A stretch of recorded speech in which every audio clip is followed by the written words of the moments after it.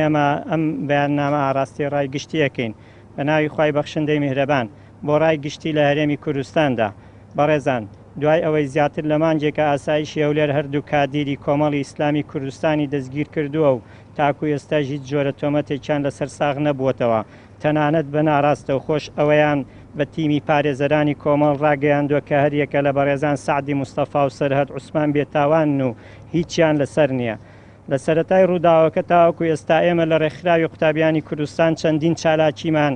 ئەنجام داوە بە هەماهەنگی زیاتر لە 7 ڕێکخراوی کۆمەڵی مەدەنی لە هەولێر و سلێمانی و داوامان لە ئاسایشی هەولێر کردووە کە بەڕێزان سەرهەد عوسمان بەرپرسی ناوەندی هەولێری ڕێکخراوی قوتابیانی کوردستان و سعدی مستەفا بەرپرسی پێشووی نووسینگەی هەولێری ڕێکخراوەکەمان بەبێ مەرج ئازاد بکەن، بەڵام بەداخەوە هیچ جۆرە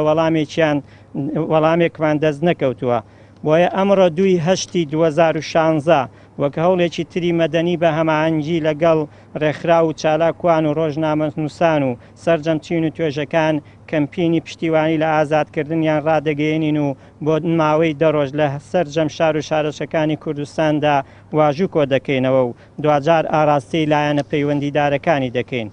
بۆیە لە ڕێگەی کەناڵەکانی ڕاگەیاندنەوە داوا